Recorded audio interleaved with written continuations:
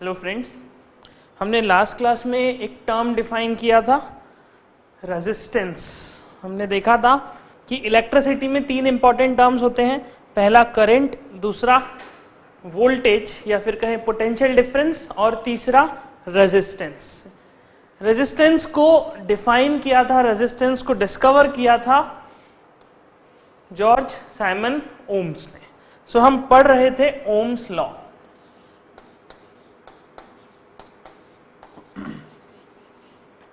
Ohm's law में हमने एक इक्वेशन के बारे में पढ़ा था that V is equals to I times R, where V is the potential difference, I is the current and R is the resistance। और ओम्स ने ऐसा कहा कि ये जो R है, this R is the property of substance।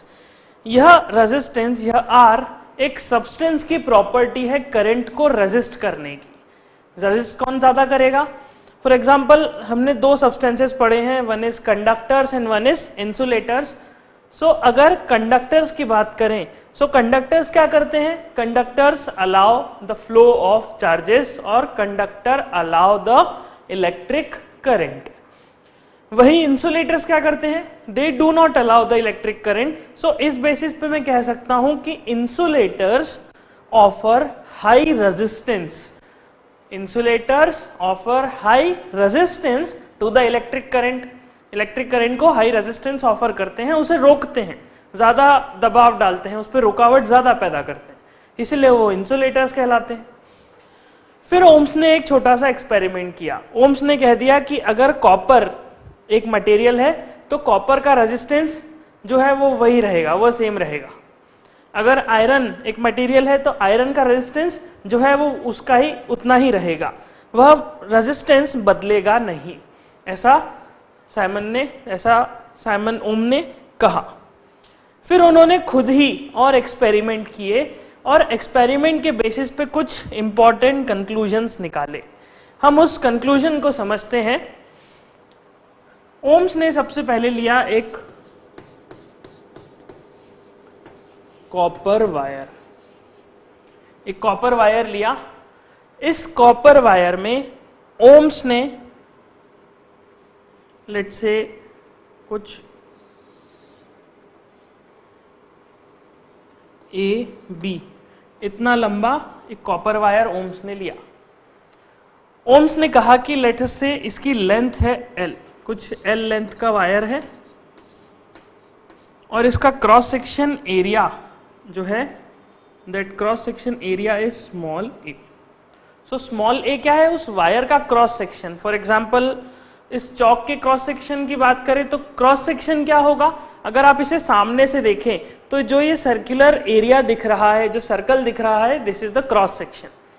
So Ohm's said if AB is a copper wire of length L and area A, then let us say इसका resistance है R1।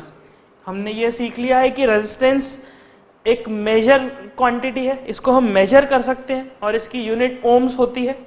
ओम्स यहाँ पे हमने सीखा था इस फॉर्मूले के अकॉर्डिंग। सो ओम्स ने कहा कि L लेंथ का वायर A अगर इसका क्रॉस सेक्शन, सो इसका रेजिस्टेंस है लेट अस से R1। नाउ फिर ओम्स ने क्या किया? ओम्स ने अब एक जो ये वायर लिया था L लेंथ का, इसकी डबल लेंथ का वायर लिया जिसका लेंथ कितना है? 2 टाइम्स ऑफ L। इस लेंथ का डबल है, दिस इज CD वायर, और इसका क्रॉस सेक्शन एरिया उतना ही रहने दिया। मतलब जो वायर उसने कॉपर का पहले लिया था उसी की डबल लेंथ का वायर ले लिया। और ओम्स ऑब्जर्व्ड दैट इसका रेजिस्टेंस वह नहीं है जो इस वायर का है।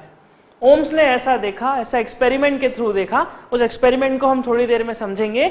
ओम्स ने ऐसा देखा कि ये जो वायर है अगर इसका रेजिस्टेंस R1 है तो अगर इसके डबल लेंथ का वायर ले लूं तो इस रेजिस्टेंस का, इस वायर का रेजिस्टेंस R1 नहीं रह जाता है। ये भी कॉपर का ही, दोनों ही कॉपर वायर हैं, बट रेजिस्टेंस बदल रहा है अगर मैंने इसकी लेंथ को बदल दिया।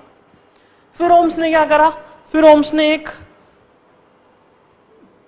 एक और वायर लिया 3 टाइम्स लेंथ का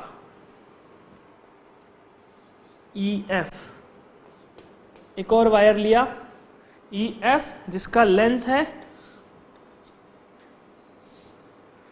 3 टाइम्स ऑफ L, उस L लेंथ के 3 गुना लेंथ का एक वायर लिया, जिसका area again area of cross section को A ही रहने दिया। एंड अगेन ही ऑब्जर्व कि अगर मैं और लंबी लेंथ का वायर लेता हूं तो वापस इस कॉपर का रेजिस्टेंस बदल जाता है, इस कॉपर का रेजिस्टेंस चेंज हो जाता है। So he observe this phenomena. Okay, so he thought कि ये कुछ इंटरेस्टिंग फिनोमेना है। अगर ऐसा हो रहा है, सब्सटेंस वही है, वायर कॉपर का ही है, लेकिन उसकी लेंथ में लंबी लेते जा रहा हूं तो रेजिस्टेंस भी बदलता जा रहा है। और रेजिस्टेंस किस तरह से बदल रहा है, इस चीज को भी ऑब्जर्व किया। ओम्स ने यह देखा कि अगर इस वायर का L लेंथ की वायर का रेजिस्टेंस R1 है, तो अगर मैं सेम क्रॉस सेक्शन एरिया वाले वायर की ही लेंथ डबल कर दूं, 2L लेंथ का वायर ले लूं, देन इसका रेजिस्टेंस 2 टाइम्स R1 हो जाता है। ओम्स ने देखा कि इस वायर का लेंथ डबल कर दिया जाए तो इसका रेजिस्टेंस 2 टाइम्स R1 हो जाता है, मतलब रेजिस्टेंस सीधा सीधा डबल हो जाता है। आपने वायर का लेंथ बढ़ाया, area of cross section same, तो रेजिस्टेंस सीधा सीधा डबल हो गया। सेम चीज उसने देखी कि अगर 3L लेंथ का वायर लेता हूं तो इस केस में रेजिस्टेंस 3 टाइम्स R1 हो गया। So what he observe from this, जैसे जैसे लेंथ को बढ़ाते जाएंगे वैसे वैसे उस सब्सटेंस का रेजिस्टेंस भी बढ़ता चला जाएगा, भले ही वो वायर कॉपर का ही क्यों ना हो या कोई और मटेरियल का हो, सेम मटेरियल है बट फिर भी रेजिस्टेंस बदल रहा है। सो ही सेड कि रेजिस्टेंस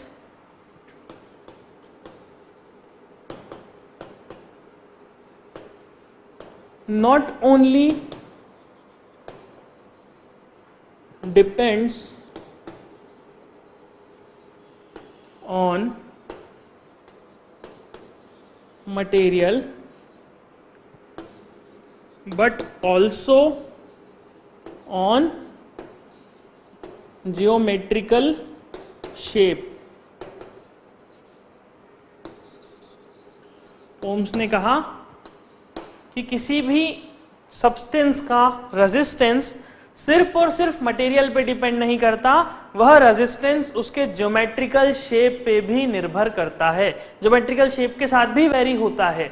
और यहां पे वेरिएशन किस तरह से दिखा, he observed that resistance is directly proportional to length. He observed this phenomena that resistance is directly proportional to length। जिस गति से आपका लेंथ बढ़ रहा है, जिस गति से इस वायर की लेंथ को मैं बढ़ा रहा हूं, उसी तेजी से आपका रेजिस्टेंस भी बढ़ता जा रहा है। Okay, so there is a direct proportionality between the length and the resistance of the material और सब्सटेंस। सो लेंथ के बारे में उन्होंने कह दिया। फिर उन्होंने और सोचा और एक और नया ऑब्जर्वेशन निकाला। जैसे कि यह वायर है AB, इसका लेंथ है L और इसका क्रॉस सेक्शन है A। So he took another wire of again the length AB, जिसका लेंथ है AB, बट इसका क्रॉस सेक्शन को बढ़ा दिया and he made this cross section 2 times.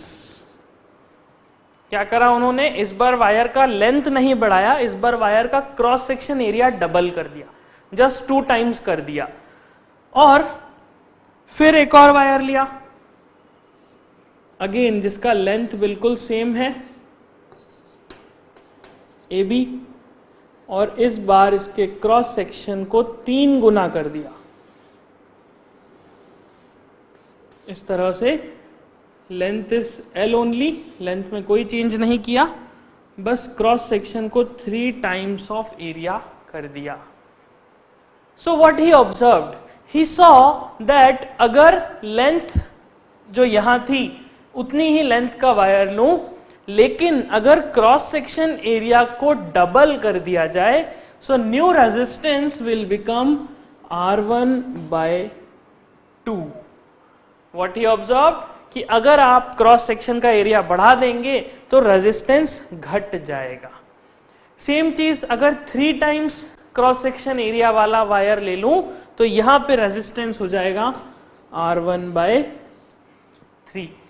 He observe this phenomena कि मटेरियल कॉपर है, लेकिन जब उसका मैं क्रॉस सेक्शनल एरिया बढ़ा देता हूं तो उसमें रेजिस्टेंस कम हो जाता है, वो करंट को ज्यादा आसानी से पास होने देता है, करंट को ज्यादा अड़चन पैदा नहीं करता, ज्यादा रुकावट पैदा नहीं करता। So on the basis of this phenomena, this experiment, this observation, he said that resistance is inversely proportional to the area of conductor or the area of wire or the area of substance जिसमें से current flow होने वाला है। Okay, सो इन्होंने 2 observation खास तौर पे किए कि सबसे पहला तो लेंथ के साथ डायरेक्टली आपका रेजिस्टेंस वेरी होगा और एरिया के साथ इनवर्सली वेरी होगा। जैसे जैसे आप एरिया बढ़ाते जाएंगे वैसे वैसे रेजिस्टेंस कम होता दिखाई देगा। सो रेजिस्टेंस डिक्रीज हो रहा है और लेंथ, रेजिस्टेंस डिक्रीज हो रहा है जब मैं एरिया को बढ़ा रहा हूं और रेजिस्टेंस बढ़ रहा है जब मैं एरिया को घटा रहा हूं। सो उन्होंने इन दोनों इक्वेशंस को मर्ज किया। 2 इक्वेशंस दिख रही हैं, दोनों इक्वेशंस को मर्ज किया and he said that resistance is directly proportional to length upon area. इस तरह से उन्होंने इक्वेशन दी कि जो रेजिस्टेंस टर्म हमने सीखी है वह रेजिस्टेंस डायरेक्टली लेंथ के प्रोपोर्शनल है और एरिया के इनवर्सली प्रोपोर्शनल है। लेंथ कौन सी? लेंथ मतलब उस सब्सटेंस की लेंथ जिसमें से करंट पास हो रहा है। एरिया कौन सा? उस सब्सटेंस का cross section area. Okay, remember this, cross section area जिसमें से करंट पास होने वाला है। जो पाइप में से पानी पास होने वाला है उस पाइप की लेंथ और उसका क्रॉस सेक्शन एरिया, यह उस L और A की बात हो रही है। अब उन्होंने कहा कि फिर ये तो दिक्कत वाली बात है, आपने कॉपर का वायर लिया, कॉपर में ही इतने इतने वेरिएशंस की वजह से, उसका एरिया बदलने से, उसका लेंथ बदलने से कॉपर का रेजिस्टेंस बदल गया। तो अगर मुझसे पूछा जाए कि बताइए कॉपर का रेजिस्टेंस कितना है, तो फिर मैं कैसे बताऊंगा कि कॉपर का रेजिस्टेंस कितना है? मुझे यह भी जानने की आवश्यकता लगेगी कि उस वायर का या उस कंडक्टर का, उस कॉपर के वायर का एरिया कितना है, उस कॉपर के वायर का लेंथ कितना है। तो ये एक थोड़ा सा कॉम्प्लिकेटेड टास्क हो जाएगा। फिर अगर मुझे बल्ब बनाना है या मुझे कोई और चीज बनानी है तो मैं 2 मटेरियल्स को क्लासिफाई कैसे करूंगा? मैंने देखा कि कॉपर का वायर जो है उसके बहुत सारे रेजिस्टेंसेस निकल के आ रहे हैं। आयरन का वायर लिया तो आयरन को और कॉपर को कंपेयर कैसे किया जाए? इट इज वेरी डिफिकल्ट कि आप आयरन और कॉपर को कंपेयर कैसे करो जब रेजिस्टेंस सिर्फ मटेरियल पे डिपेंड ही नहीं कर रहा, वह डिपेंड कर रहा है ज्योमेट्रिकल शेप पे भी। Okay, so what he said that let us define a standard. हम एक स्टैंडर्ड डिफाइन करते हैं, उस स्टैंडर्ड के बेसिस पे ही हम क्लासिफाई करेंगे कि किस मटेरियल का रेजिस्टेंस ज्यादा है, किस मटेरियल का रेजिस्टेंस कम है। सो ही सेड कि ये जो इक्वेशन हमारे सामने आई है that R is proportional to L upon A, इस प्रोपोर्शनलिटी को हटाते हैं और यहां पे एक कांस्टेंट इंट्रोड्यूस करते हैं। That constant is rho. उस कांस्टेंट को उन्होंने नाम दिया rho. This symbol is for rho. Okay, we define it as rho. This is a alphabet, ये ग्रीक अल्फाबेट है। So he said that resistance of any material is equals to rho times L upon A, and he said what exactly is rho? Rho is resistivity of any material। उन्होंने कहा कि रो का मतलब होता है resistivity of any material. किसी material की resistivity को हम रो से डिनोट करते हैं, उसे रो कहते हैं। Now what exactly is resistivity? Resistivity का क्या मतलब है? तो देखिए इस फॉर्मूले में अगर मैं इन दिस फॉर्मूला अगर मैं L को 1 कर दूं, if I take L is equals to 1 and A1 means 1 metre, हमने एक 1 मीटर का वायर ले लिया और उसका क्रॉस सेक्शन ले लिया 1 मीटर स्क्वायर, तब क्या होगा? In this formula this is rho L upon A, आप L और A की जगह 1 1 पुट कर देंगे and you will get R is equals to rho. What you will get? You will get R is equals to rho. So इस basis पे इन्होंने resistivity को define किया. So what is the definition of resistivity? Let us learn the definition. Definition of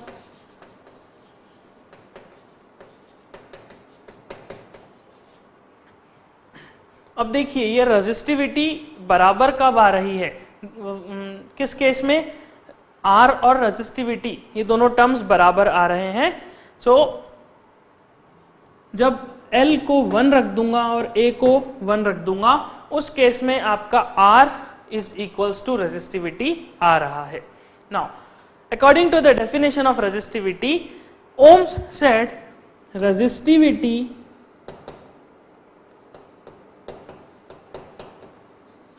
of any material is equal to the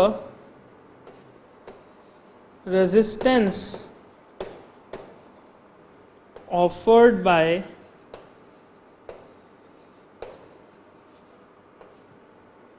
a cube of side 1 meter across its opposite faces. So किस तरह से उन्होंने resistivity define की?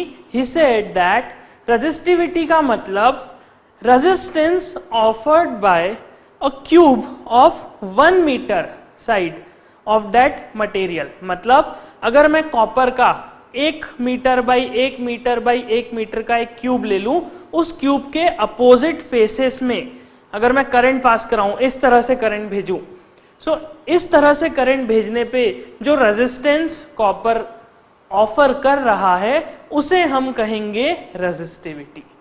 तो इस तरह से इन्होंने डिफाइन किया. इन्होंने क्या करा? इन्होंने कुछ नहीं किया, इन्होंने जो कंडक्टर जो शेप हम लेने वाले हैं, चाहे वो आयरन का शेप हो, चाहे कॉपर का हो या एल्यूमिनियम का या और किसी मटेरियल का, उस शेप को स्टैंडर्डाइज कर दिया. इन्होंने कहा कि जब आप किसी भी सब्सटेंस के रेजिस्टेंस को कंपेयर करोगे, so just use a cube. आप एक क्यूब यूज करें कुछ इस तरह का, जिसका साइड 1 मीटर्स का हो. 1 मीटर साइड के क्यूब को इस्तेमाल करें और इसके अपोजिट फेसेस, मतलब this face and this face, इसके अपोजिट फेसेस के बीच में जो रेजिस्टेंस ऑफर होगा, that resistance will be known as resistivity. So resistivity is the resistance offered by a substance of 1 metre cube. 1 metre cube मतलब एक ऐसा क्यूब जिसका साइड 1 मीटर्स का हो, will be equals to the resistivity. So यह definition है resistivity की. So आप इसे नोट कर लें. हम रेजिस्टिविटी को कंटिन्यू करते हैं.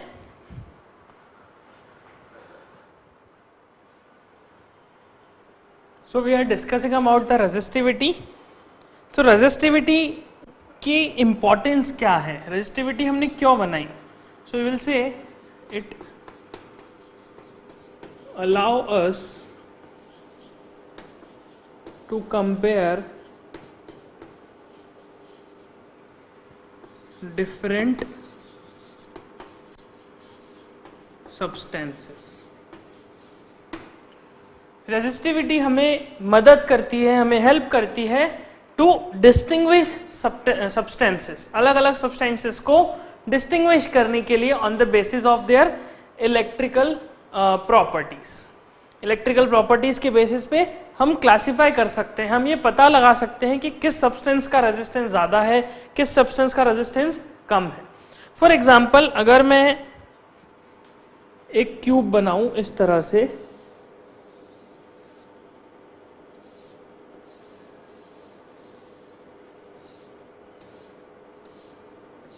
और इसके opposite faces means this face and this face, इन दोनों के बीच में इस तरह से करंट फ्लो कराऊं तो क्या होगा, this cube will offer some resistance. Let us say this cube is made of copper, और एक और क्यूब बनाऊं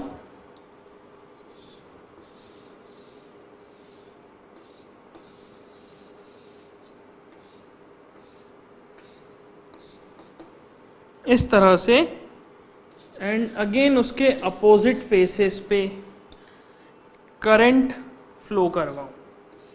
अपोजिट फेस मीन्स इधर वाला एंड इधर वाला, बिल्कुल आमने सामने वाले दो face, and let us say this is made of iron. So what we are going to calculate, हम कैलकुलेट करना चाह रहे हैं रेजिस्टेंस। कैसे रेजिस्टेंस कैलकुलेट करेंगे, आप इन दोनों फेसेस के बीच में एक पोटेंशियल डिफरेंस क्रिएट करेंगे। वो पोटेंशियल डिफरेंस किस तरह से क्रिएट होगा, we will discuss them in further classes. अभी जस्ट हम मान लेते हैं कि मैंने किसी तरीके से इन दोनों फेसेस के बीच में पोटेंशियल डिफरेंस क्रिएट करा। पोटेंशियल डिफरेंस क्रिएट करेंगे, यह कॉपर का क्यूब है तो ऑब्वियसली करंट फ्लो जरूर होगा। सो करंट ने स्टार्ट करा फ्लो होना, current started flowing. Same thing अगर आयरन की बात करें तो आयरन का जो क्यूब लिया उसके भी दोनों फेसेस में इस तरह का पोटेंशियल डिफरेंस जनरेट किया एंड करंट स्टार्टेड फ्लोइंग। तो हम दोनों ही केसेस में करंट और वोल्टेज या करंट और पोटेंशियल डिफरेंस को देख के रेजिस्टेंस बता सकते हैं using the formula given by the Ohm's law के अकॉर्डिंग। सो लेट अस से इस केस में कॉपर का रेजिस्टेंस आया आर सी, इस केस में आयरन का रेजिस्टेंस आया let say R I, R C and R I. Now if this cube is of 1 metre side, यह क्यूब अगर 1 मीटर साइड के हैं, in that case this resistance जो ये हमने कैलकुलेट किया है, this resistance will be equals to resistivity.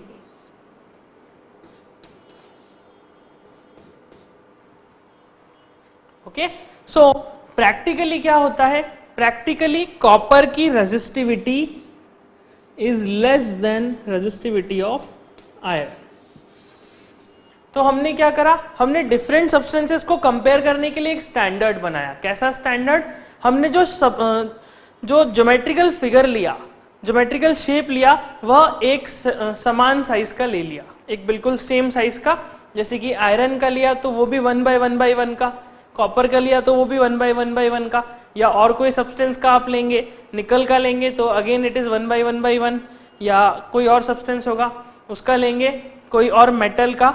जब आप इस तरह से अलग अलग सब्सटेंसेस के सेम ज्योमेट्रिकल शेप लेके उनके रेजिस्टेंस निकालेंगे तो उस बेसिस पे हम कंपेयर कर पाएंगे कि कौन सा सब्सटेंस अच्छा है, कौन सा सब्सटेंस बुरा है।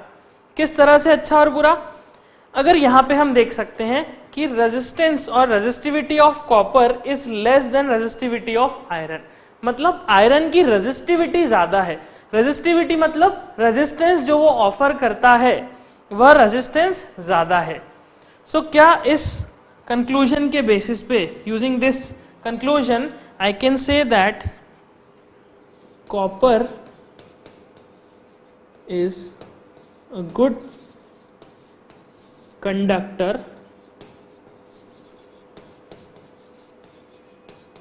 than iron.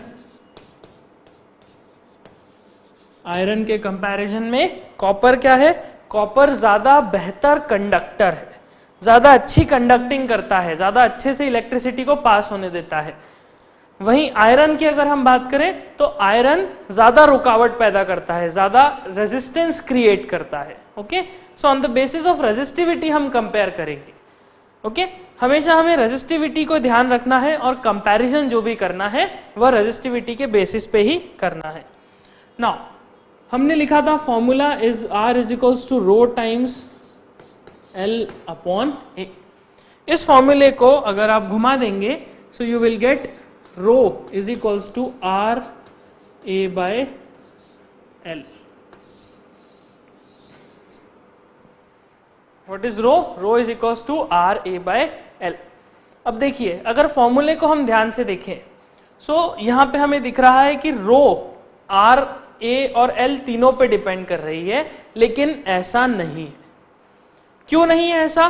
बिकॉज रेजिस्टेंस अपने आप वेरी होता रहेगा L और A के वेरिएशन से, लेकिन जो रो टर्म है, rho term is a constant term. Rho क्या है?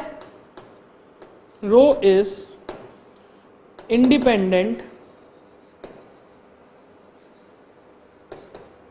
Of material, is independent of geometrical substance।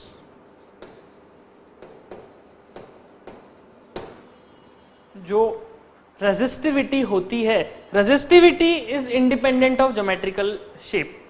Resistance जरूर डिपेंड करता है, लेकिन रेजिस्टिविटी क्या है? रेजिस्टिविटी अंदर की प्रॉपर्टी है, एक इनर प्रॉपर्टी है किसी भी मटेरियल की, किसी भी सब्सटेंस की। तो रेजिस्टिविटी वेरी नहीं होती। रेजिस्टिविटी हमने कैसे निकाली? एक फिक्स शेप लेके, ज्योमेट्रिकल शेप एक जैसा लिया और उसके थ्रू रेजिस्टिविटी निकाली। तो in this case resistivity rho will not change. यह एक कांस्टेंट टर्म है, यह टर्म लेंथ या एरिया को चेंज करने से नहीं बदलेगी, रेजिस्टेंस बदलता रहेगा। ओके, ये कांस्टेंट है। अगर अगर आप A और L को चेंज करेंगे सो अकॉर्डिंगली क्या होगा? अकॉर्डिंगली R भी चेंज होने लगेगा, और अगर R भी चेंज हुआ तो आपस में ये तीनों मिलके एक कांस्टेंट ही फॉर्म करेंगे। ओके, ये मैथमेटिकल इसका एनालिसिस है। सो हमने कहा कि रेजिस्टिविटी और rho is independent of geometrical shape of substance. Sorry, I have written wrong, this is geometrical shape।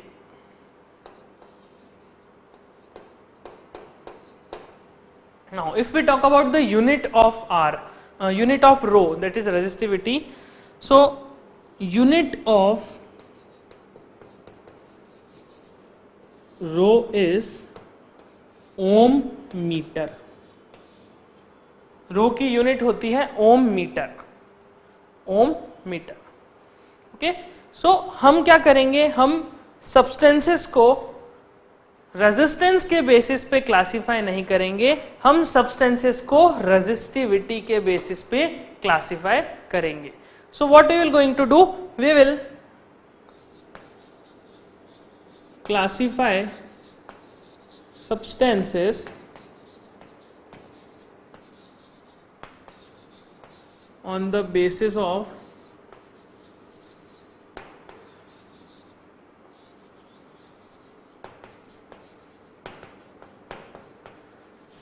Resistivity.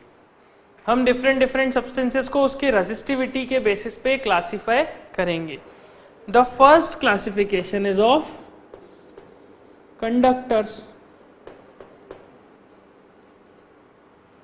Conductors, now क्या लगता है आपको, कंडक्टर्स की रेजिस्टिविटी कम होनी चाहिए या कंडक्टर्स की रेजिस्टिविटी ज्यादा होनी चाहिए?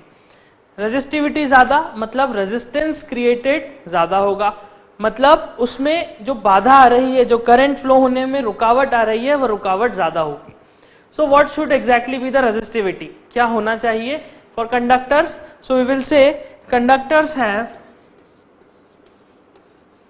लो रेजिस्टिविटी। कंडक्टर्स की रेजिस्टिविटी कम होती है।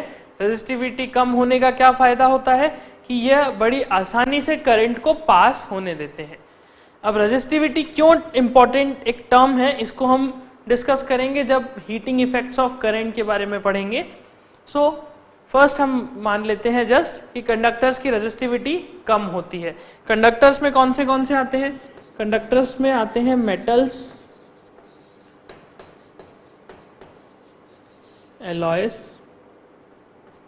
and electrolytic solutions. Okay, conductors में कौन से आते हैं? मेटल्स, एलॉयज और इलेक्ट्रोलाइटिक सॉल्यूशन। सेकेंड कैटेगरी आती है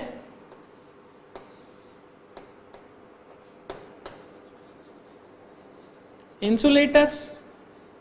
हमने इस चीज को डिस्कस किया था, इंसुलेटर्स।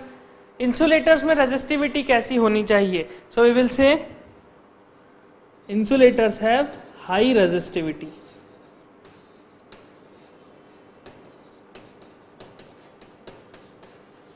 इंसुलेटर्स की रेजिस्टिविटी काफी ज्यादा होती है। देन इंसुलेटर्स में क्या आते हैं? इंसुलेटर्स में फॉर एग्जांपल पोर्सिलिन और एयर और प्लास्टिक, एयर हो गई, प्लास्टिक हो गया, पोर्सिलिन हो गया, और बहुत सारे substance, numerous substances are there जो एक इंसुलेटर की तरह बिहेव करते हैं, जिनका रेजिस्टेंस बहुत कम होता है, जिनके द्वारा क्रिएट की गई रेजिस्टिविटी बहुत ही ज्यादा होती है। ओके, जिसमें करंट का फ्लो बिल्कुल ही रुका रहता है या ऑलमोस्ट होता ही नहीं है, नेग्लिजिबल फॉर्म में होता है। सो इतना सब ऑब्जर्व किया ओम्स ने। नाउ अब ओम्स ने देखा कि ठीक है, रो जो टर्म है, रेजिस्टिविटी जो टर्म है, it is independent of the shape. आप किस शेप का ले रहे हैं वायर या मटेरियल, फॉर एग्जांपल कॉपर। अब कॉपर का आप एक स्क्वायर शेप का वायर लें या फिर एक रेक्टेंगुलर शेप का वायर लें या फिर सिलेंड्रिकल शेप का वायर लें, कोई फर्क नहीं पड़ेगा। जो रो है ये तो एक उसकी इनर प्रॉपर्टी है, उसके अंदर की प्रॉपर्टी है। रेजिस्टेंस जरूर वेरी करता है, लेकिन फिर ओम्स ने इस एक्सपेरिमेंट को बार बार रिपीट करके देखा, और एक और नया इंटरेस्टिंग फिनोमेना इसमें उन्हें देखने को मिला। He observed a very very crucial phenomena, जिस फिनोमेना के बेसिस पे आज आपके मोबाइल, आपके कंप्यूटर, आपके लैपटॉप्स, आपके और दूसरी चीजें, कैमरा हो गया, सभी चीजें उस फिनोमेना को यूज करती हैं, उस फिनोमेना का बिल्कुल खास ध्यान रखती हैं। इस फिनोमेना के बेसिस पे आप घर में जो इलेक्ट्रिक आयरन यूज करते हैं वह बनी है। इस फिनोमेना के बेसिस पे ही आपकी जो वाटर हीटर होता है, जो गीजर होता है, वह गीजर बना है। इस फिनोमेना के according Ohm's observe that resistivity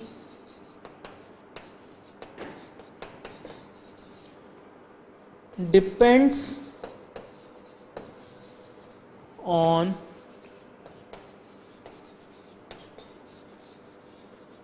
temperature. This is very very important term कि रेजिस्टिविटी टेम्परेचर पे डिपेंड करती है, कोई शेप पे डिपेंड नहीं करती, किसी और चीज पे डिपेंड नहीं करती, सिर्फ और सिर्फ टेम्परेचर पे डिपेंड करती है। मतलब अगर कॉपर वायर का टेम्परेचर बढ़ा दिया जाए, कॉपर सब्सटेंस का टेम्परेचर बढ़ा दिया जाए, तो उसकी रेजिस्टिविटी बदल जाएगी। अगर उसका टेम्परेचर कम कर दिया जाए तब भी उसकी रेजिस्टिविटी बदल जाएगी, और इस तरह से अलग अलग टेम्परेचर पे यू विल फाइंड कि रेजिस्टिविटी बदल रही है। So resistivity depends on temperature. First इसे नोट कर लें, फिर हम इस चीज को डिस्कस करते हैं।